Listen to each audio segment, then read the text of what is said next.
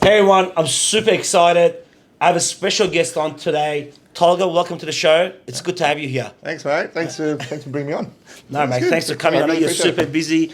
You know, it's interesting because, we met, funnily enough, through your brother. Yeah. Right? True story. I was at Distasio's. I walk in, I sit down, and I look to my left, and you're sitting there, right? And we started a conversation at some stage throughout the dinner. Yeah. And then that's how it happened. That's how we got to know each other. Yeah. And then from there on, we've caught up a few times. We've crossed paths. And, I've got a snippet of your story here and there from yourself. You gave me a bit of a summary of it when we had lunch one day. And interestingly enough, mate, we're both from Melbourne. And I keep getting requests, people hitting me up, mate, this guy's got a great story. We want to hear it, right? And I haven't actually bugged you about it. And then a couple of days ago, I don't know how you came up on Instagram. I asked you, I said, hey, mate, I'd love to have you on the podcast. You were kind enough to reply back straight away and say, love to do it. I go, what day and time? You go, Thursday, 11th. I said, let's do it. So I'm really, really excited to get to know you and your story and share that journey with the audience. Now, firstly, I want to congratulate you. Oh, thank you, mate. Seriously, well done. Congratulations to you. Thank you. From where you've come, what you've done, and then to be able to engage a whole bunch of people that are similar stories for other people to learn from, to be inspired by, that is actually commendable. Thank you. So put everything else aside. Thank you. You're doing a great job, right? Thank you. I appreciate it, man. So, I appreciate it. Thank you so much. You're a very humble guy, and that's what I love about you. You're very genuine. Your brother's genuine. Your family, from what I've seen, just great family. It's so inspirational, man. It's so inspirational. So I want to start off. I don't get jealous very often. I'm jealous of his table. Take the table. We'll pack it up. You can take it. It won't fit in your Ferrari, but we'll do something about that, right? So, mate, tell me, how old are you? 41 now. Okay, we're very similar. The years are going. Far out. How do you feel? You feel still young? Because you've got a lot of energy. I'm energetic. Yeah, but I can tell. I think I'd say borderline ADD, but not. I get that a lot too. Yeah, don't worry. borderline. I'm almost, but I don't think I am because I can be calm in times. But So 41. My brain. Where are you from? What's your background? Mother and father both grew up in Turkey, so I speak Turkish. My name is Turkish. Okay, cool. Mum migrated here when she was 12 years old, 1968. Yeah. Dad came, couldn't speak a word of English, just a proper wog. Yeah. Like a migrant wog. Yeah. Drove taxis for 20, 30 years. Wow. Yeah. Mum got lupus in her fingers, in her joints, so she couldn't really work very well. So she's on a disability pension, so she's got constant pain. Yeah. So the typical wog story. 100%. Tall wog family. So they came, first generation, second generation, probably Tony lives a better life, a different life. The first generation's where kind of where we are. And probably. So you were born here, yeah? Mordi Alik. Once upon a time when there was a hospital there, I was born there. Grew up here, studied here.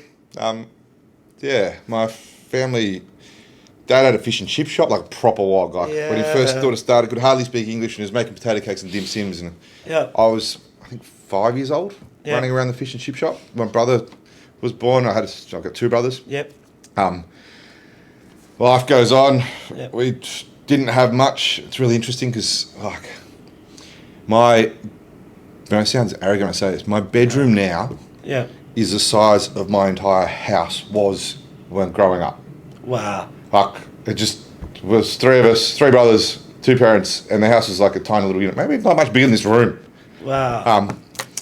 So it hasn't been an easy story. My life hasn't been simple. But, it's these difficult things that you go through and struggles and whatever. When I was 15, I had 3 jobs.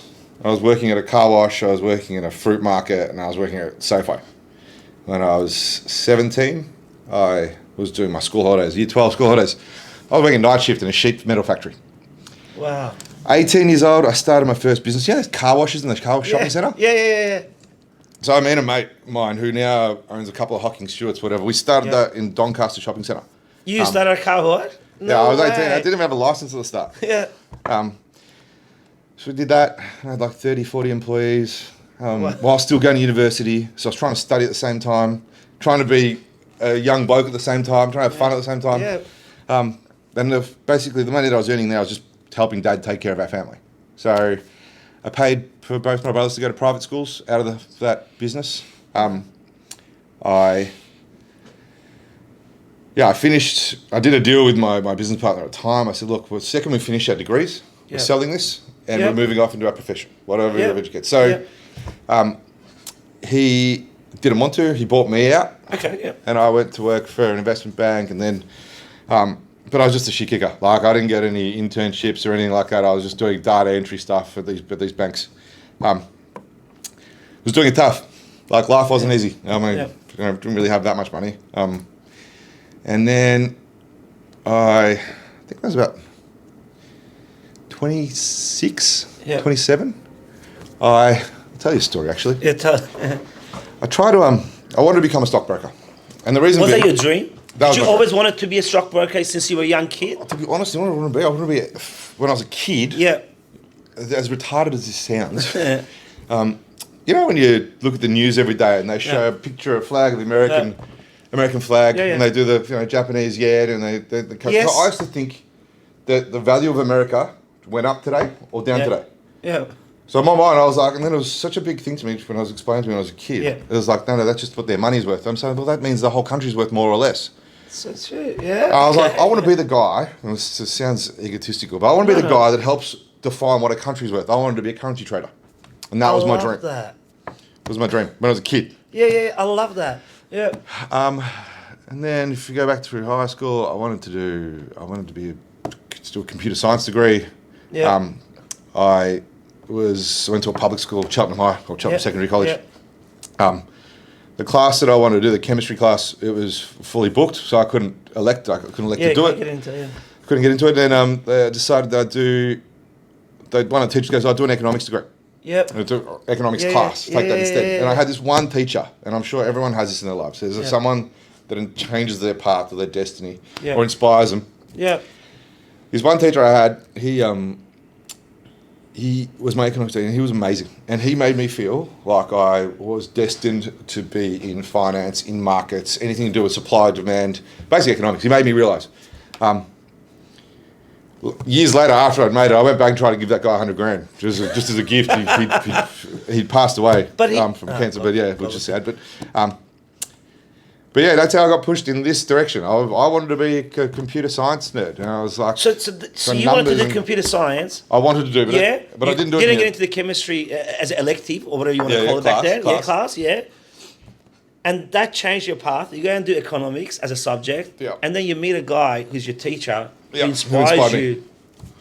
Yeah, and everyone when you're successful in life, there's somebody somewhere along the line that's inspired you to do better, to take a risk, to push you in a certain direction where you didn't even know you were going to want to go there. He was one of them. So true. And there's many people along the journey that you meet that would do that. I'd say everyone's watched that movie Butterfly Effect. Yep. Butterfly Effect. It's everybody. If all of a sudden I was going to be computer science, I wanted to be a computer specialist. Software specialist, and then all of a sudden I'm doing a banking finance degree at Monash. You know. So and you finished high school and you went to uni at Monash. You did that. Yeah. Focused on. Banking finance, but I was still running the car wash. So when I finished my degree, like I said, resigned. I sold my car wash, my stake to my business partner. He's now an auctioneer on the block. Like, he's a fantastic salesman, this guy. How amazing. Cool is this? Yeah, okay. There was that. Then, just did data entry. I couldn't get a real job, and I didn't have the... But you started somewhere. You wanted to start somewhere. You want to get your foot in the door. But and that was the way to do it. This is where it's hard. This is where it gets hard. Like, I keep in this chair all the time. I can tell you a longer story. When I was 24, I was selling toilet paper and shampoo and stuff at the Queen Victoria Market. I have a stall there. Like, so you had this sales thing, but in you, huh? Always. Yeah. But anyone, who are you if you can't actually promote a product and sell it? It's one of those key things. Yeah. To be successful, you've got to be able to do that. Yeah. Anyway, that was another phase of my life. Yeah. But you did what you had to do. You hustled. You worked hard. Well, that's even today when people ask me what I do, I sit there like, what do I actually do? I literally am looking for opportunities to hustle. It's just what you do. Looking for ideas, business plans, people, management skill. Like looking for these people to go, okay, I can take you, invest in you, and I think it's worth this. Yeah. Anyway, going back to the story, when I was 25, I was working at ANZ. Yep. And I 25, 26 years old. I was working at ANZ, and I was doing a role there. I basically wrote a macro that could do my job. Like it was boring data entry type position you could ever imagine. And their systems are archaic. We're archaic. I upgraded them, but so they didn't really need me. Yeah. You could push a couple buttons and it was done. Anyway, I was applying for any role that I could get with a stockbroking firm. Anything. Okay, yeah. Any job. Yep. And probably hundreds of times I sent my CV out for different roles. Every single firm, Melbourne, Sydney, Perth, wherever, but no one would give me a call. Now, I love this. I sent my resume through a friend of mine to a place called Shaw Stockbroking. Okay. And I get a phone call. Yep. First time ever. Someone's called you. After a year, probably years of trying to get... So you went for a while. You tried for a long... For years. No, since the second I finished university. Yep, you start... Yep. I was trying to get in the field. Because I was trading stuff, bits and pieces here and there when I was growing up. Yep. I'd done well here and there. Yep. But anyway... guy rings me up because Tolga, can you come in for an interview? It's like, yeah, whenever you want, man. Yes. It's like, yes. I'm in. So I go for the interview. Anyway, had a chat with this guy, Russell McKim. He was the chairman of the Australian Stockbrokers Association. Okay, yeah. And he's the head of the Melbourne desk for Shaw Stockbroking. Yep. Anyway, I get my first interview. He goes, he goes, look, I actually kind of like you. You got a little bit of energy about you. You got a buzz about you. You know, saw that in you. He goes, look, you know what, let me have a chat. I'll come back to you. Yep. So he calls me back a day later. Says, come in, I need you to meet someone. So I go back and I meet another stockbroker that I'm going to work for. I'm going for a dealer's assistant role. Okay, yep. So these guys are basically doing all the back end stuff for the stockbrokers. Okay, cool, yep. There's a Jewish dude, older, probably in his 70s, real smart, real switched on, very suave. I was like, I felt overpowered. I was like this little kid. Yeah. And then came back for another interview 3 days later with 3 other stockbrokers. Then I had 7 of them in the room, all just firing questions at me. Yeah. And this. I think I went through 7 interviews to get this job as a dealer's assistant, paying 30 grand a year, including super. Wow. Yeah, I can relate to that. So I can relate to that. You can't live off that. Yeah, 100%. So I get that job. Yep. A few months later, after 3 months, I said to my boss, he said, come upstairs, we'll have a drink. I had an office bar in the office. And I said, mate, Russell, Rusty, why'd you call me? Why'd you pull my resume out? Yeah. Okay, I've been sending resumes forever. Yeah. And he goes, Tolga, in your resume, under hobbies, you had poker. Oh, wow. Yeah. I was like, I said, well, what's the difference? And he goes, well, every other resume said soccer, football, reading, riding, this sort of stuff. He said, you put poker in there. And he goes, I said, oh, what about poker? He goes, well, if you play poker, you know when to hold, when to fold, when to buy, when to sell. Yeah. You understand numbers, which is markets. Yeah. You understand strategy. Yeah. And you know how to read people. Yeah. That's when directors are pitching you deals and ideas and whatever. I said, he goes, they're the skills you need to be a stockbroker. The skills that you need to become a stockbroker. I sat back, had a sip of my drink, I looked at him. This guy's, he's like one of the institutions of stockbroking in Australia. Yeah. He says to me, I said to him, sorry, I said, mate, what if I bluffed you? I like that, yeah. And he goes, what? I go, what if I knew that those were all the things that you would think the second you saw that, and I needed to do something different on my resume for you to pull out of 100 different resumes. Yeah. And he goes, you're scary. I go, you are scary. You're going to be someone, I just don't know what. I love that. So did you bluff him or not? I did bluff him. Oh, poker. I mean, I've got no money to play poker. At that point, But you were smart enough to differentiate yourself, find a way to differentiate yourself from everybody else. You know, it's like everybody goes down, they find this formula that's given to us by whoever, and everybody just does the same. But you're like, I don't want to be like everyone. I want to be different. Well, I had a dream. Yeah. You know, when people have dreams, like, and how do you get there? How do you, I hate to say it, well, I play poker. Don't get me wrong, I know how to play poker. 100%. I don't do it every weekend. Relevant. It's not my thing. I don't gamble. I'm not a gambling type person. Yeah, but it's not relevant. It's just what do I have to do to get to where I was, and what opportunity do I need to try to open the door? And that was how I got into stockbroking. I love that. So what happened from there? So you did that. Then what's next? From there on, I'm working in stockbroker. They told me I had to be an assistant for 4 years before they would even think 4 years before I think about giving me a license to actually deal. Yeah. Do my own thing. Yeah.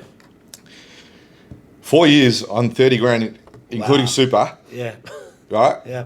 You can't live. Yeah. 100%. So at that stage, I'm renting a house in Cheltenham, Yep. which is probably even smaller than the first house I was living in. 3 brothers, parents. Parents' mum was going overseas because she's got lupus in her fingers. She needs warm weather. Yeah. And when it's cold, she just basically can't move. So the parents are going back and forth from Turkey, from summer to summer, just because mum's screwed. Yeah. Middle brother moves out, Yep. so it's just me and Barack. Yeah. Okay. Right, so me and Barack, and boys, we yeah. have, like, this is probably one of the most difficult times of our lives. And Barack was a painter, then a truck driver. Barack was earning like, I don't know, maybe $500 a week. Yeah. And he was giving 350 of it to me. Yeah. For bills. Yeah. And living off $150, and sometimes even give that. Yeah. And I'll tell you, that was probably the hardest part of our lives. Like, we had nothing. We're living on meager rent. Yeah. Like, it was that difficult. Yeah. So people sometimes say to me, it's like, oh, why do you spoil your brother so much? I'm like, mate, when I had nothing and I was on the bones of my butt, the only person that was there was Barack, giving me his $350 a week, working like a slave, starting at 4 a.m, coming back home at 6 p.m. to basically for us to stay alive. And he was basically investing in me. I was going to say that. He was investing in me. Yeah, so I was going to say that. And I'll tell you how I see it when you tell me that story.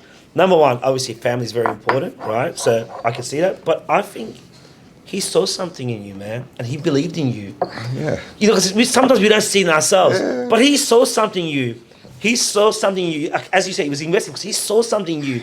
And he knew you had the potential. Yeah, yeah. So he sacrificed whatever he had to sacrifice because he knew you had the potential to do what you've achieved, which we're going to talk about. Yeah. And that's beautiful. And it's because we don't see that in ourselves all the time.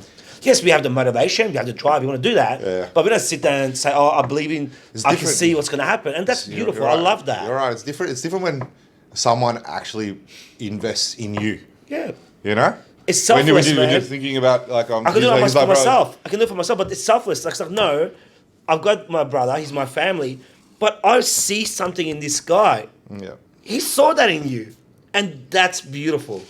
So when people look and go, why does Barack get what he gets and live the way he does? He says, they don't know what actually happened in their lives. They didn't live that time together with me going through absolute hell, all the hard things that we've been through together. I love that, man. And I love that you are kind of person that, and I've seen a few things about you, is that you don't forget. You don't forget where you're from. You don't put up a story. You talk real. You put the real story out. You're a genuine bloke. No, that's cool, man. Because like a lot of people change, okay? And I think like people say money changes people. I don't believe that. I think if you're a shit person, you're also a shit person. You just never had a voice. Yeah. You never had a voice to show your true colours.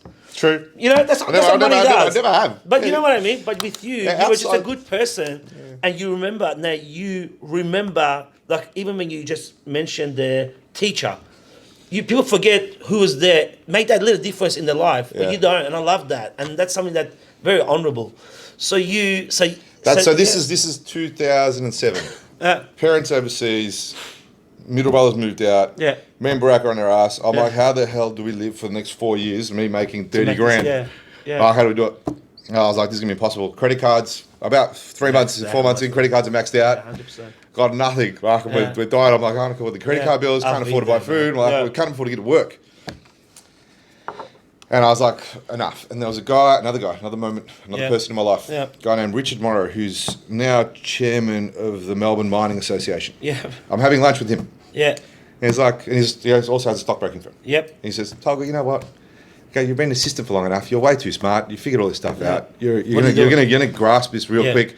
Come and sit next to me and become a broker. Love that. Okay. So he goes, leave your firm. Yeah. Pack your bag. Pack your desk. There's probably a couple of clients that love you. Yeah. Will come with you anyway. 100%. And you'll start. He goes, I'm sure what I see in you, they probably see in you. Yeah. Come to my firm and we'll go from there. Yeah. Anyway, we're at this place called the Savage Club, which is like a gentleman's club with him. There's a member there who invites me. Like I said, I can't afford to eat these places. I can't afford to go to these places. There's people taking me. And so go back. By the time I walk back to my office at 90 Collins Street from 350, whatever it was, he sent me an email from his desk Yep. saying, Tolga, whenever you're ready, there's a seat available. Yep. Come and move. Yeah. So when an email comes from another broking firm, Yeah. a broking firm, it gets flagged. Yeah, makes Right, so sense. it's And the flagged. system, hey, what's Here's going on? what's going on. Yeah. Why is another broker messaging Yeah. me? So anyway, Yeah. within an hour, I had a phone call from my MD Yeah. at the time, saying, Tolga, it's really good. We're really happy with the way you've gone. You should probably become a broker. Because he had read it. You're going to lose me. Yeah. And I'm going to take clients. Yeah. Right? This is just how it works. So they would leave with me no matter what. Because They you're deal good at with what me. you do and they follow you. So I'm inspiring them to do these things. And I'm making them money. Yeah. So it's 2006, 2007, 2008 when there was That's a a hot recession. period in the market. Oh, so that 2008 was was the recession. Okay, yep. It's the hot period in the market. And I'm doing deal after deal and whatever. But I'm doing it for other people. I'm not Yeah, getting of paid. course. Yeah. I'm making these guys, I don't know, Yeah. $5,000, $10,000 a day, all this stuff. And I'm Yeah. working for them. I'm doing their jobs. They're not even there sometimes. Yeah. Anyway, I get the phone call from the CEO from the MD, and I was like, "Oh, it's really nice of you." I said, "It's really perfect timing because I was thinking of going somewhere else if you didn't Because you give had me no opportunity." idea. No, I didn't know. Seen the I didn't email. think that. No, because you wouldn't know. How would you know? I don't know how this stuff works. You don't know. I'm a naive kid just having a crack. Yeah. He's like, "All right, you start in 2 months." I'm like, "Great." Yep. Okay. I'm like, fuck. What do I do with this guy? No, nothing. He doesn't. I didn't realize, but he already knew that was going to happen. Oh wow! Because he knew. he's MD of his firm. He knows that's going to happen. That's The gonna second they're happen. just going to take care of me. They're not going to let me go. And he would have taken me anyway. He's become one of my closest friends. Yeah. He's like a mentor to me. But anyway, he never said anything to you. didn't say a word. I love that. He just did his thing. He did his part in the journey. Yeah. So So 2 months later? 2 months later, my parents, mum and dad, come back from overseas. We're living in this, like I said, this house. Yeah. It's basically the size of this room, fucking diced up. So it's me, Barack, mum and dad, and it's 2007. And this is one of those moments in my life, which I get goosebumps thinking about it still. My first paycheck. So I've worked for a month as a broker. Yeah. My first paycheck. And they told me I'd get it the next day. It was 14th. I get paid on the night of the 14th. I get in my account on the 15th. And mum's in the kitchen. And I'm sitting in a lounge room. I got a shitty laptop, which is 10 years old. Yeah. I open it up, I'm like looking in their bank. I was like, fuck, they made a mistake. No, I can't be right. I made a mistake. So I didn't say anything. I just said that. I was like, I made a mistake. Pay me. That's wrong. Number's wrong. So I ring up Shaw's payroll officer. Yeah. I said, look, I think you've made a mistake. Do you want to just check what you sent me? And the lady goes, oh, give me 2 minutes, Tolga, I'll come back to you. I'm kind of busy at the moment. I'm like, no, please, seriously, I think you made a big mistake. Yeah. And she goes, all right, whatever. I'm sitting there just counting. I'm like, fuck, maybe I should just transfer it, take it. Like, wow. I was like, this changed, like, wow. Anyway, I get the phone call. She goes, no, Tolga, that's right, it's your account. I said, so I can spend that money and you're not going to ask for it back. And she's like, Tolga, are you being funny? And I was like, no, I'm not saying. I actually want to know. I can take that money. I can pay things with it, and you're not going to ask for it back from me. It's actually mine. Yeah. She's like, no, Tolga, that's your pay. I was like, Mum. And she's like, what? I go, Mum, you need to come here. Comes in, and mind you, my credit card debts are like 30 grand. I'm can't even afford whatever. I just picture, just My brother's giving me his $350 a week. My parents are here, so he's giving everything. He's got a cent to his name. And then Mum comes and sits down, and she's like, "Where'd you steal money from?" I'm like, "Mum, I didn't steal the money. Okay, this is my pay." Now it probably doesn't sound like a lot, but back then, yeah, 100%. I think it was 45 grand. No way. Oh, my first paycheck as a stockbroker, and I was like, my whole year. That's like 18 months of income for me. Yeah. I was like, this is what I got paid, Mum. She goes, son, stop it. I was like, no, look, I can transfer it, look. And she goes, all right, pay the Amex bill. So the ANZ credit card. Oh, pay that, pay the CBA credit card. I was like, she goes, oh my God. She goes, I go, wow. Anyway, she started crying. I was like crying, fucking whatever. It's hard to explain, but it was. No, I could see it, man. I could just picture at the time, and yeah. How did that make you feel? It was almost like relief. At the time, it was relief. I was like, Jesus, I've been putting, because every month I'm getting more and more debt. Yeah. Yeah, it was relief back then. But once it's sunk in, my earning potential, then I'm like, Jesus Christ, where have they been hiding this from? And then all I was thinking about is like, don't get me wrong, being a young wog from the burbs, right? I grew up in a rough time. I go, I just learnt this. I've just seen this. Yeah. My friends are missing out. Yeah. Why does no one ever tell you this? Anyone that this is possible, right? There's something clicked in my brain because my dad's worked as a taxi driver forever. His earning potential is limited. Yeah. Working in a factory. That's all they knew back then, man. That's what I'm saying. Was available to them too. No one told them, like you say. No one said that. They kept it. Yeah. No one knew. But I was working for 6 Jewish stockbrokers. Yeah. I saw. Yeah. I learnt from them exactly what and how this part of the world works. Now, there was a guy that sat next to me as a stockbroker when I was an assistant, a guy named David Siegel, which no one knows, but he deals for all the big Jewish families in Melbourne. And sitting there listening to that guy, the way he spoke, the way he treated his clients, how he cared about them, and how he put them first and was worried about their wealth, and I learned that, then I was like, wait a sec, if I do this, if I actually care about the people I'm dealing with, and I know I genuinely care, they believe in you. They trust you. Then they're going to trust you. Because it's the same with any business, right? In your business, 100%. Trust. 100%. I'm always going to do the right thing by people, unless someone burns me. Yeah, of course. You burn me, just cut them out. But then don't bother. You just cut them out. You don't have time. It's you just like, cut it out. When people try and burn you, when they do that to you, you're actually every minute you spend thinking, acting. No, it's not worth it. You just cut them out. You just cut them out, and that's the best way you punish people. Yeah. You just cut them out of your life. You don't argue. You don't go to their level. Thank you. Lovely to meet you. Have a great day. Nice. That's it. Bye. Yeah. If you want revenge, do better. Yeah.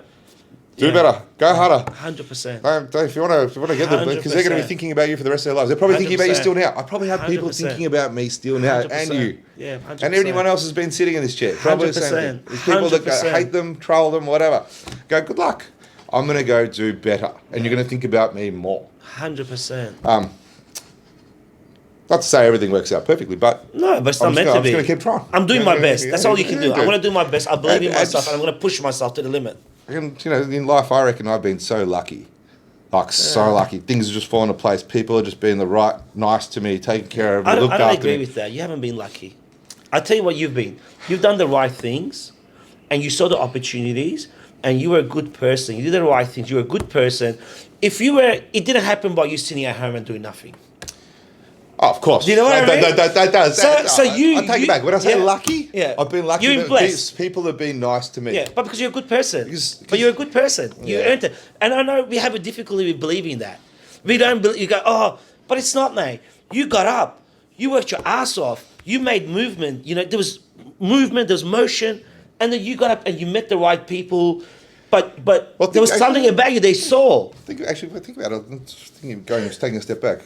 I'm saying the chairman of the Stockbrokers Association of Australia was the guy that hired me. Yep. So I went out of my way to find him. I put the poker thing. Yes, there's a person under who. So you made that. You did that. But you did that. So it was you. It was no luck, man. It was influence. The guy who's the chairman of the Melbourne Mining Association. Yeah. He's the guy that got me my job. Yeah. So another person of influence. So it's almost. But they saw things in you. Yeah. But they saw things in you. But they did. Yeah, true. They saw things in you, and I know it's hard to see that as you don't want to we have this thing. I don't want to have that ego or love myself, but it's not, man. They saw things in you. Now, I was talking to Johnny from Grady, Johnny Francesca, and he said, it's like giving a kid 100 lollipops, and they got a choice of 100, and then you just take it away. Yeah. The kid doesn't know what to do. It's like it starts crying, has a tantrum, right? Yeah. But we didn't have that. In a way, that built our character. And that built us and made us become stronger. People that 100%. Because you can either take it, because life plays you cards, okay? And sometimes it's cruel, okay? Yeah. But you can become a victim, right? Or you can say, you know what? Fuck this. I'm going to do something about this. Yeah. I'm going to change the cycle for my kids, for my family, and I'm going to use this as fuel to achieve what I can. And then when you do it, and this is why we're having this conversation, is when we do it, I'm going to highlight my journey to others so they can be inspired by our stories. Man, you just reminded me of something. Talking about first generation. My dad basically was a taxi driver, right? Yeah. 20 years. When you said he's wanting a better thing for my children. Yeah. Dad used to work night shift, so I didn't really know my dad. Yeah. Like when I was a kid, I was growing up. Yeah. He would. This is the only thing I knew of my father. Every single morning, Yeah. he would leave my $5 for my bus ticket to school Yeah. and for my lunch, and he would write on a note, "Son, please study." Yeah. Every morning. Wow. It was different. He wrote it again. It wasn't the same piece of paper. Like every Yeah, morning he'd write it and every just leave it there. morning. He'd go, "Son, please study." And he had a couple of good terms I love for my father. The other one, which other phrase that I love, was, and it applies to everybody in every situation. Yeah. You give love, you're going to get love. So true. All right? So true. A couple of things my father put in me. I love that. If you give it, It's so true. it's what you hard. put It's out hard there. to not get it back. Yeah. But it's gonna be genuine. It's not like, oh, No, I love no, you and no, show up, whatever. no. If you genuinely like care about other people, if you genuinely, Yeah. they're gonna care about you. Then they're gonna trust you. Then they're gonna be inspired by you. So well said. I love that. So probably my father and my mother had a massive influence. I'll get to the next step. Yeah. So mum. So my parents, when I became a stockbroker, Yeah. and they're like, "Oh, son, you're pretty young, you know." Yeah. But they sold their house in Keysborough, Springvale, Yeah. and gave me most of the money. And they're like, you know, you're really smart, son, you're smart, you figure it out, da da da. Anyway, I turned, it was a couple $100,000, I can't remember what it was. Yeah. I think I went up about 300% in the space of 6 months. Okay. Yeah. But this is during the GFC. So I was trading in such a way where I was taking an arb on positions. It's hard to explain, using options. Yeah. Anyway, I just made money, but I was using a firm called Opus Prime, which went broke. Yeah. I've heard of them. Yep. So Opus Prime was a firm that went under. And the day it went under, I didn't realise that I'd pledged, or effectively my parents had pledged all their assets to Opus Prime. So the money was held by them, it was actually theirs. I was making it, and we could withdraw it, but you had to ask for it. Anyway, long story short, I lost my parents' money. So you lost everything. All of it. But it wasn't my fault. No, but Just yeah. the bank went. No, the bank. There's nothing to do about that. Eventually the firm's gone. Yeah. So you made the money. Is that Made the money. GFC? GFC, Times? middle of GFC GFC. happens. GFC. They go broke. Like many other companies went broke. You can't pull your funds out. it's gone. So It's wiped effectively. Anyway, no, wait. Yeah. So how old were you roughly? would have been 2008. Take me back. 28, 29. Take me back there. Right. So Okay. that day. All right. That day. How did you? So that day, I'm really happy with myself. Like the world's falling apart. It's imploding. But you've But done well. I'm You've on the done right well. side of the trade. Yeah, you're on the right I'm on the side, right side of the trade. I had a client of mine who was he was executive director of Tabcorp, head of strategy for Tabcorp. Yeah. And he was my client. I was working with him, and he was actually going short the market. It's called, we're writing bear spreads. Yeah. Anyway, I'll explain. But I was doing a similar type of thing. Yeah. And we were making money. So I wake up in the you're morning, okay. I'm like, oh, all right. So I had Life's some good. clients. Life's good. Some clients that didn't want to Yeah. take the trade, want to Yeah. go long, blah, blah, but I Yeah. saved. Anyway, I'll get to that in a minute. I get on the train, I'm going to work. I get a phone call from my CEO of the stockbroking firm. He says, Tolga, Opus Prime's gone under, your assets gone. I go, what? I'm on the train with 1,000 people on. Oh, stuck wow. like this. They just gave me shivers. Okay. I'm like, what? What are you talking about? No, that's not possible. And he goes, no, Tolga, I just got a phone call from ASX. Every client that has a trade with these people, I'm not going to honour the trade, and it's gone broke. And you've lost your money because they held it all on trust. I was like, what? I've lost my parents' money. Oh, what? wow, man. I was like, what? Oh, fuck. Anyway, got off the train, ran straight to that firm's office. Yeah, well, you and this, what's Straight going on? there, it was what's going on. There's security, police, whatever. The place closed down. There's bolts on the door. I'm like, oh my God, this is real. Went back to the office and I sat there the whole day. I didn't actually say a word. I was thinking, how do I tell my parents that their entire life savings is gone? Oh, wow. Dad's 20 years of taxi driving, blah, blah, blah. I think of it all. Oh, wow. I went home that night and some parents in the room, they're like, what's wrong with you? I was like, Because they would have seen it through you. Yeah, mate, As what's you wrong walk with you? in, What's yeah, wrong with you? I know that feeling, yeah. So anyway, I sat down and I was like, Mum, Dad, the money you gave me, I made money with it, but Yeah. I also, Yeah, this is they've what got happened. work, It's in the they've got paper. to do I that, said, this is yeah. in the newspaper. This is what happened today. Da, da, da. I was there. And Dad's like, Dad goes, I won't use expletives. Yeah. But you're this, you're Yeah. that. I always knew you were stupid, blah, blah, blah. I knew you were smart. And I don't blame him. Like, the Of guy's 20 That's years. his reaction. He's worked his ass off for 20 years, invested in Like, you. working night You've shift done the in right taxi. thing, But but I it's got out of put- your hands. What can you do? But then oh wow. Picture it. Oh wow. Picture it.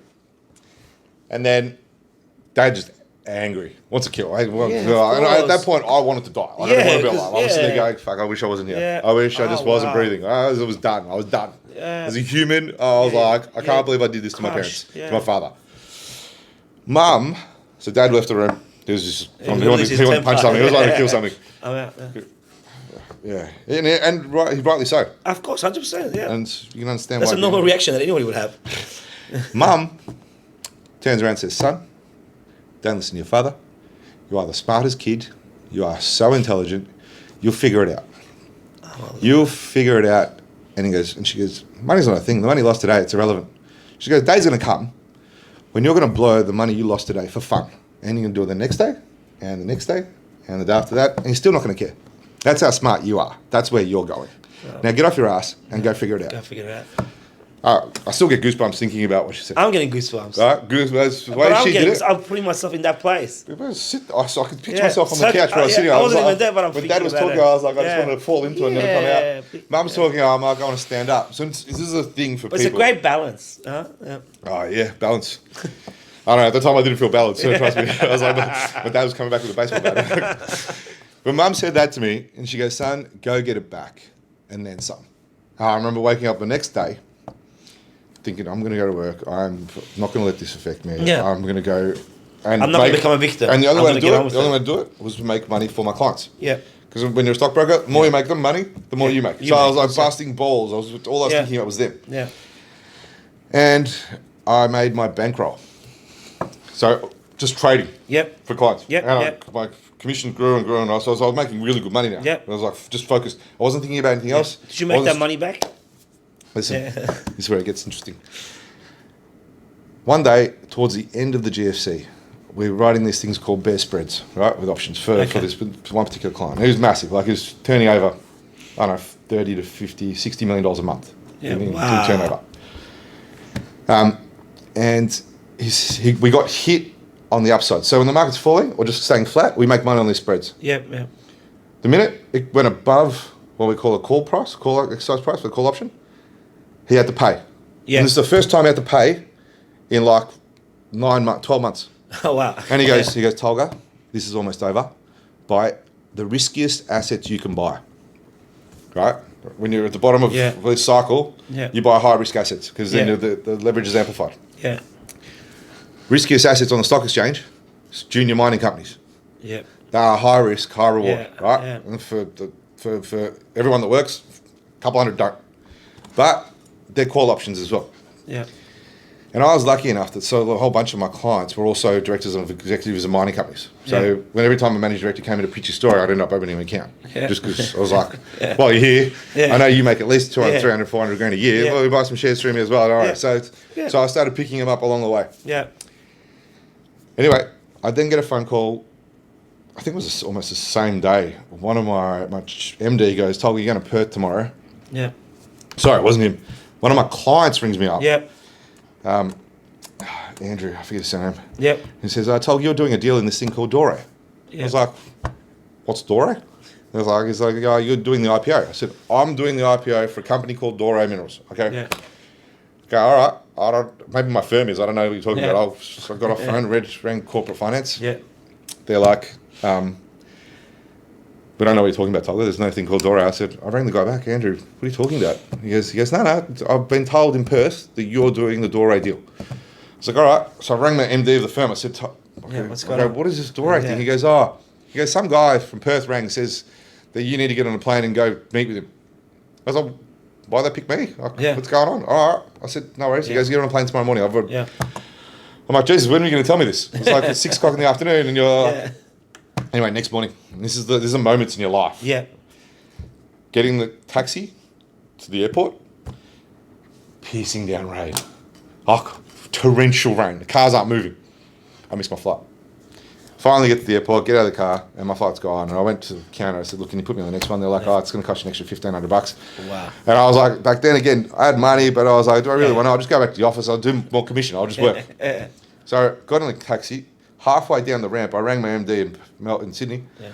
He says, he's South African, Jewish, and he's tough as. This guy was He was in the military in South Africa during apartheid. Yeah. He's tough. This guy's his voice down the throne. I can't do it perfectly, but it's like, Tolga, you get out of that fucking car, walk back up that ramp, you get your next flight, or you do not have a job. Fuck you. Hung up. I was like, oh my God. The best conversation I've had in my life. The best ever conversation. Got out of the car, pissing down rain, torrential, soaked, walked back up, bought a ticket, got a flight, went to Perth. Long story short, I did this deal called Doray Minerals. I did the IPO, I did the seed, blah, blah. I raised them like, I don't know, $4.5 million or something. And it's with a bunch of other brokers I did it with, but it then listed at 20 cents. It was a gold exploration play in Western Australia. No one in Perth wanted to touch it because it's ground that had already been looked at. Yeah. And they hadn't been able to find it before. Yeah. Why were they finding that? Yeah. And it's hard to explain, but they were drilling in this direction. This guy goes and puts his first hole in that direction and hits a ridiculous amount of gold, real close to surface, high grade, first hole. And thing is, most people don't understand what the stock market looks like, but IPO'd at 20 cents, touched 21, went to 15, not a single bar on the screen, it was empty. I was putting low bill bids in at 10. Yeah. So it was just fucked. And my whole office, everyone I worked with was just hanging shit on me. Yeah. Why would you do it, Tolga? Why would you invest in these guys? Why'd you do this? I was like, I said, mate, that guy, the MD, he was with this guy who built Dominion Mining, which sold for a lot of money, and he was the chief geologist there. And I go, he knows what he's doing with geology. Yeah. I go, I trust him. Yeah. I go, the other guy, Heath Helliwell, he was with a guy named Chris Bonwick, and he started a thing called Independence Group, and he was chief geologist there. I go, they've both gone from being $3 million companies to $1 billion businesses. Yeah. I go, I think they know a little bit more about this than me and you and everyone else. Yeah. They're like, start So laughing. you had done your homework, see? Well, I've done the guys, on the people. Yeah, It's all on the people, people. that's what I mean, yeah.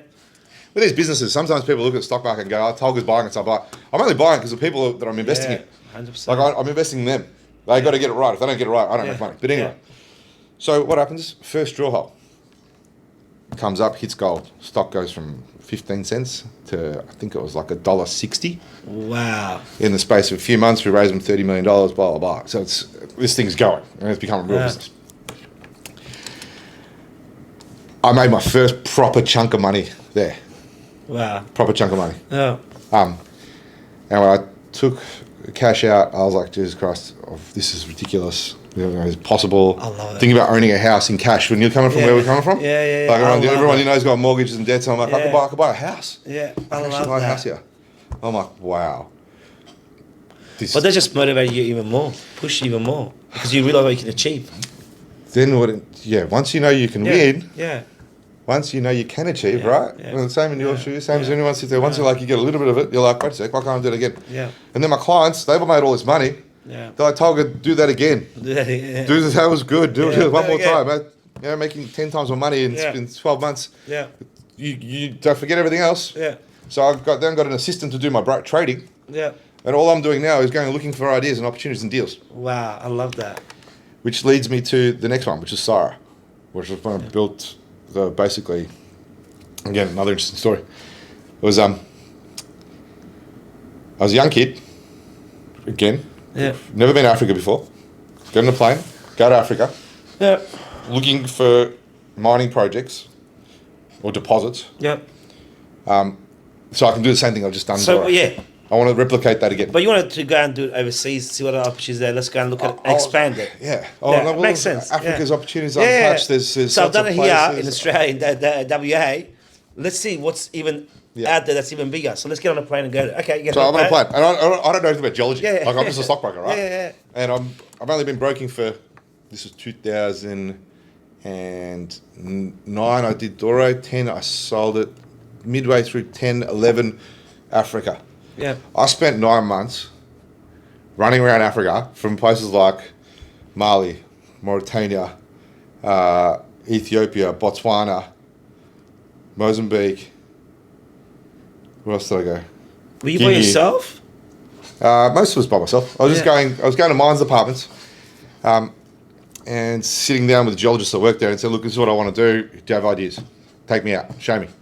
I put some stuff on my Instagram showing that stuff. But that's pretty cool. Yeah. Anyway, I Yeah.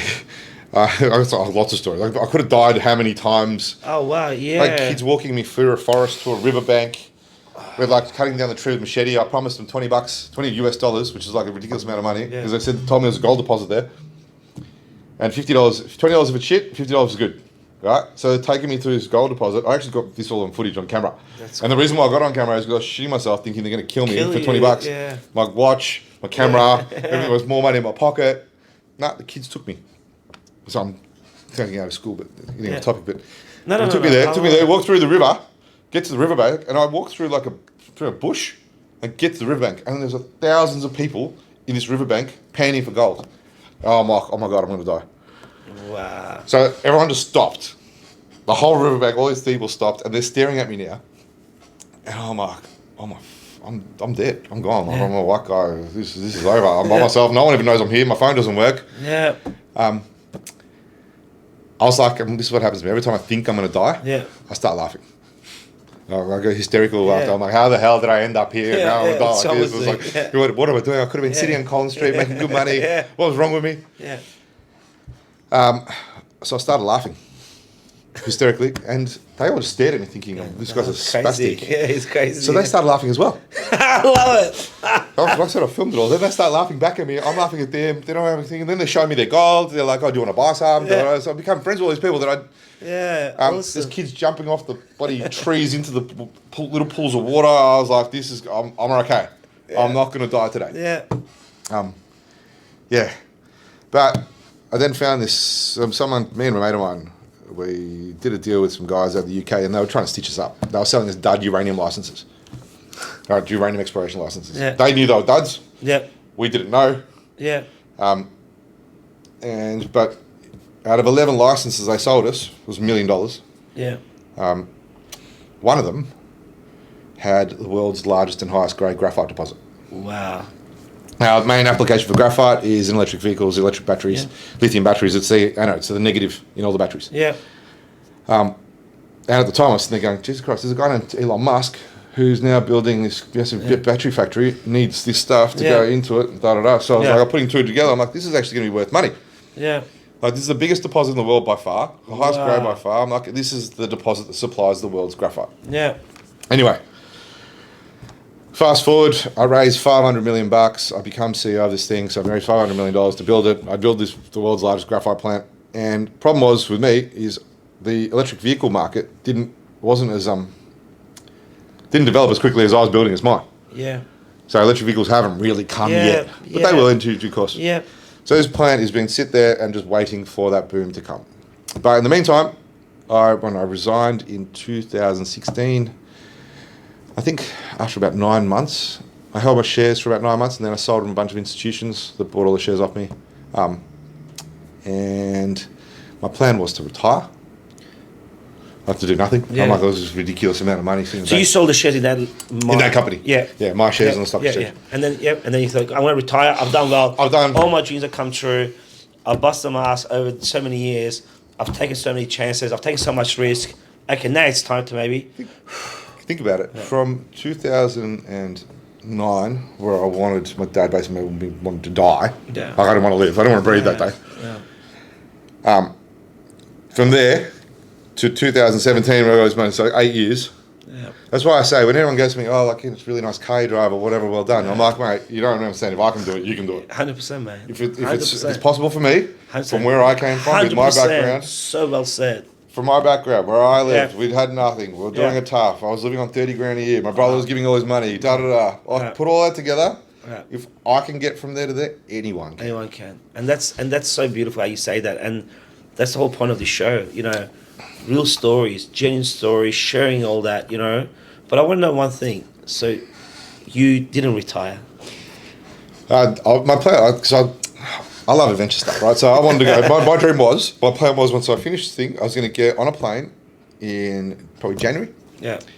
And go snowboard and chase the snow for a year. Yeah. That was my thing. I was like, on time off, I'll just do something fun instead of just thinking about work. Yeah. When I was with CEO of this company, I was basically on a plane for 85% of the time. Yeah. Like, I didn't have family, didn't have a life. I was just on my own. Yeah. So I was like, I just want to do something fun for me for a year. Did you do it? Well, this is what happened. I got on a plane. I was like, I'll just deal with some of my brokers. So I'll stay interested in the markets. Still, fair call. Yeah. I stay involved. Went to Perth. One of my stockbrokers, it was his birthday. Turned up at this bar, pub, restaurant place, and I sat down. And my seat next to him is empty. I sit there, and the guy sits down, and he's like, I'm about to. It's hard to explain. I think I've convinced a Chinese company to give me $1.9 billion in infrastructure, a couple of $100 million environmental bond, and about $50 million in cash to take this asset that was the world's largest zinc mine. Yeah. I'm like, this guy's off his rocker, isn't on the planet. Like, what are you talking about? Why would they do that? So anyways, explain it to me. I said, kept going, and he kept having more vodka sodas, and so did I. Yeah. And in that moment, I was like, mate, if you get this thing signed, I'll come back and work with you. Okay. I'll come back and help you raise the money to put the plant back in operation. Then I did a couple other deals, which have done really, really well. And I made money on stuff. Yep. And then he rings me in January and goes, Tolga, sent me a photo first on WhatsApp of the signed contract. Yeah. He got it. I was like, wow. This wasn't meant to happen. You guys put this off. I said, all right, I need to take it seriously now. I go, my offer still stands. I need to get on a plane and go and see this thing. So I did. Yeah. And at the time, zinc price was like ripping. It was about $1.60. So this thing, if zinc had stayed at $1.60 a pound, and the treatment charge stayed at 50 cents or $50 a pound, $50 a ton, then it would have made $600 million a year for the next 8 years. I was like, what am I missing? Why'd they give it to them? Why did the Chinese sign over? Little I know, there was a whole bunch of stuff in the background. Yeah. The Chinese just didn't want it. They're divulging everything, blah, blah. Yeah. So they sold. But then the zinc price falls from $1.60 to 80 cents. I don't care what product, what business you're in. Yeah. If your sales price halves, you're not making money. Yeah. So this business went back to from making $800 or $600 a year, to then being just breaking even. Yeah. Which is where it is now. It's just starting to turn. But that got me back into going, okay, I want to build businesses. I want to build wealth. I want to create wealth. So what do you do now? So what is it that you do now? I want to share that with the audience. So what is it that you do now? So what is it that you... It's hard to explain. Like I was saying before, it's more like a hustle thing because I'm looking for opportunities every day. So I literally sit at my desk and I get things sent to me by all sorts of people, all different industries.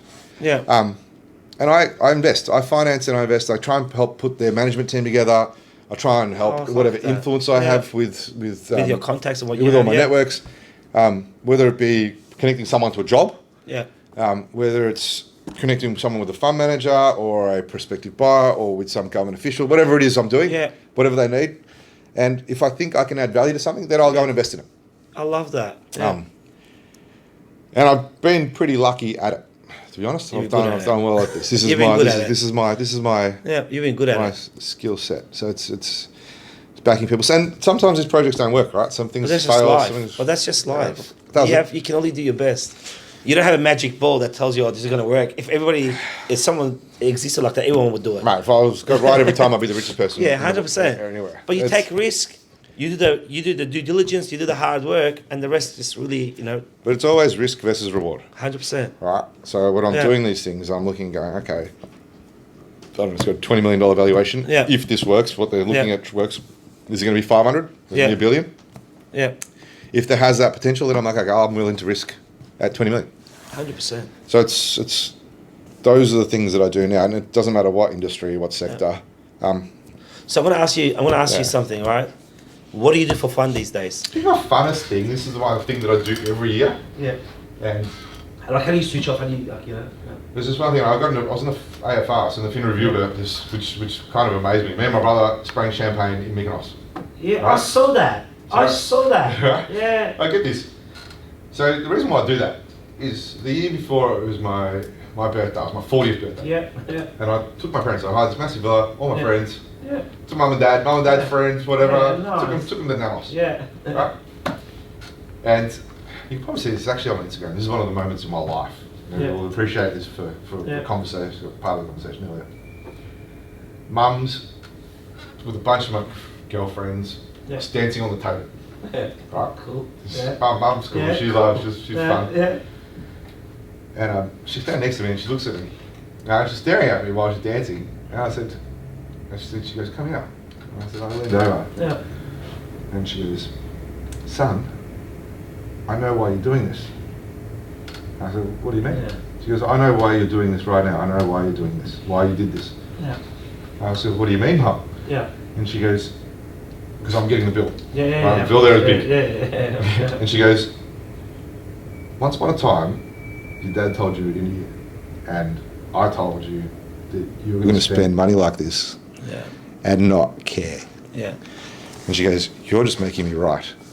I looked at her, She was. and I was like, I felt like crying. She's already crying. I love that. I stood away, I was like, fuck, everyone's about to watch me and Mum cry at this place. I'm like, I said, and my dad's standing over the other side. Dad's standing on the side of the table, bottle of Cristal. I'm like, Dad, and you can see, I saw my thing, I said, spray her now. So she's got, all of a sudden she's got Cristal in her face, so she's crying from what she said to me. But the champagne in her eyes was probably the highlight of my life. That was a moment where I don't care what anyone says about me, what anyone thinks about me. Relevant, man. That day, what happened, what I went through, what my mum said to me, I was like, you know what, you're done. I can do whatever I want, whenever I want, and not care. I love that. Within reason. But No, I love that. That was And, the you know, moment. and this is the thing, like, you know, there's always two sides to a story, and people see what's portrayed in a certain way, Yeah. but they don't know why in that. And, you know, it's nice to hear both sides of the story. And, you know, again, man, like, one of the big things I try to get out of this show is, as you already touched on, is to show other kids out there that anything is possible. It comes down to you. You got to do the $30,000 job. You know, it's changed this society today because of Instagram and social media. There's this thing that everybody thinks, I want this and I want it now. Yeah, but it doesn't work like that. Right. Especially back in our days. And one of my guest said this, and he said it really well. Peter, he said that if your hands didn't move, you didn't make money back in the old days, right? Yeah. But that's when we grew up. That's all it was. Because you're 41, I'm 42. There was no Instagram. There was no Facebook. Man, you had to do hard yards. Yeah. And we did that, right? Yeah. And we did that. And, you know, what they need to realize is that it takes, you know, 15 years to become successful. It takes 10 years. It doesn't happen overnight. It doesn't exist. Dedication and hard sacrifice. work. You have to, exactly. You got to make a sacrifice. I did have a life. Yeah. Like all my friends, I was earning 30 grand a year. Yeah. One of my friends weren't making 60. They were 100%. And they're laughing. Like, I remember my friends laughing at me when I was earning, my job was $27,000 a year. Yeah. And they were laughing at me going, you're an idiot. Yeah. And I just wanted to concentrate. I didn't care. I didn't want to lose focus. So Yeah. that said, it shows that, you know, anything's possible. If you know, I only have one question that I ask everybody, and that is that if you could, you know, provide any advice to the young kids out there that are where you were back then, what would that be? What would you tell them? You know, it was the one thing that kind of, the time where I wanted to die, right? So going back to then, the one thing I did during that period, and it was an indirect thing that I did. I couldn't sleep, right? I couldn't sleep because all I was thinking about is, my mind's going, oh my God, I've lost my parents' entire life. So what do I do? What do I do? Oh my God. It's a whole night. Yeah. So literally, everyone would go to bed in my family and it'd be like 11 o'clock at night and I would put on headphones Yeah. and I'd run from my house to the beach and back. It was like probably, I don't know, 45-minute, an hour run.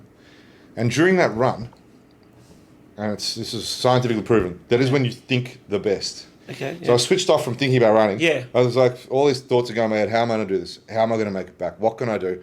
Who can I talk to? Yeah. So that period where all those endorphins are kicking. So instead of wanting to die, I'm like getting, oh my God, fit, healthy. So the first thing was your body. Yeah. Once you get this going, then this will work. Yeah, so well said. No matter what. It'll So work. well So said. that was one of the things that I did. I could give inspiring things about being dedicated and not giving up and whatever. Yeah. But if you make your body fit,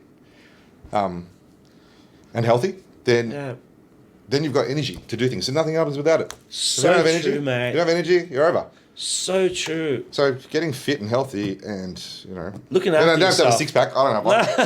I mean, I go to train, whatever. But It's about looking after your mind, your body. And all comes together. that is such take good care advice. Take care of everybody, the rest sort of falls into That's place. such great advice. You know, I find that even at 42, mate, like, if I come in the morning and I work out, the rest of my day is fantastic. Yep. If I don't, like, you know, mate, and, you know, I haven't said this a lot, but, you know, there's a massive mental health issue we have in our country, Australia, right? But it's not spoken about because it's shown up on, or you shouldn't talk about it, right? But a lot of us go through it. I find with me as well, myself, like, I was getting to a stage that I was almost depressed, but like, I wasn't sitting in a room like doing stuff, but I was just so busy. I had so many things going on. I was trying to do everything and anything. Yeah. I was not taking time out to look after my body and my After you. health. Yeah. And I realized that, and that's why I set up the gym in the office. You know, I come early and I work out, and you know, I don't want to have a six pack. I don't want to have a big. I'm 42, man. Like, I'm done with that, right? Yeah. But you're what he still does healthy. is, but he does this. It clears my mind, Yeah. and I see those opportunities that I wouldn't have seen otherwise, because I would have just been, you know, Yeah, straight into work. 100%, boom, boom, and that's amazing. It's amazing advice, man. It's like doing meditation. Like I can't. It is. I can't sit down and do it. I start laughing. I can't do it. I can't do it either. But my word That of is your meditation is going and getting on a treadmill Yeah. or working on the gym Yeah. or whatever. Yeah. I mean, I do it with my brother, but Yeah. we don't even talk. Like we Yeah, just no, go you do your quiet. thing. I'm just thinking in my head the whole time. Yeah, I I just love that. constantly- He's the same. So I love that. that's my mate. one piece. No, And that's you know what? really good. For I mental love that. health issues. Yeah. Probably doing that exercise, Yeah. it's going to change the way your brain Yeah. works. Your You're gonna- process. Yeah, the process and of thinking. the Yeah. chemicals and all the rest of it. And you're just going to think clearer. 100%, man. I had actually have an example. I had one of my friends. He was suffering depression. Yeah. One of my close friends. Yeah. And again, a guy who's on a path to be very successful. Yeah. Yeah. Through this COVID thing, and he's like putting on weight. He's getting Yeah, bigger. yeah. It's like, dude, like, Yeah. no offense, No. Yeah. but you need to go Yeah. and walk the 10 twice Yeah. a day at least. Yeah. And when you get a bit fitter, do it twice, Yeah. 2 laps, twice Yeah. a day. And I go, your life is going to change. You're going to be a different Yeah. person. And he has. He's like come back. He goes, bro, I'm so focused now. I can't believe this has He's got the happened. energy He's and dropped everything. weight. He's looks Wow. healthy. His face has gone thinner. I love that. So that's for That's people great that have those advice, issues. man. That's go great advice. And you know, I love the fact fitness. that you answered that question by actually adding value, because you're spot on. Because oh, get out there, get it, motivate. But this is proper advice shared Something on you your can do. experience that you can do, Something and I you love can do. that. Something you Mate, I want to say thank you for coming today. It's been such a great chat. You know, you're an inspirational bloke, and you know, I really mean that from my heart. You're a good man. You know, you've been on an been too amazing. kind. No. I just say how it is, man. I know it's perfect. No, perfect's boring. Yeah, I would say perfect. perfect's boring. No, it's perfect. Perfect's You're making me boring. sound like I'm perfect. No, I'm not no, you're not perfect. No, I'm not perfect. I'm not perfect. Perfect's boring, right? But but you, and you know, we have this thing. It's in our culture. We don't like people giving us compliments and stuff. You know, you feel uncomfortable. Yeah. Like I used to be a shy kid. As I grew up, I became very confident. But if someone gives me compliments, I get all shy and embarrassed. I don't know what to do. But the point is, you're a good man. You've done your due. You worked hard. You know, you've done everything that you need to do. And you know, for you to get up and come here today and spend time with me and the audience and share your story, which you don't have to do, but for you to do that, it says a lot about you as a person. And I thank you. I really thank you for doing that. You know, because this is, you know, we're giving back. And this is what it's about. You know, the show's not about, you know, I don't make money on this show. I do it because it's an outlet for me. Yeah. But also, it allows me to bring amazing people like yourself and everybody else that's come so far, and people that will come on later on, to showcase to the young kids out there that anything's possible. Just don't give up. Don't give up and go for a run. That's it. There you go. Going around. We're gonna end the show on that. Thank you guys for tuning in. Subscribe to my YouTube channel. Listen to our Spotify, iTunes. And I hope we've been able to give you some insight into Tolga's life today and where he's come from, what he's achieved. Have a great day and God bless.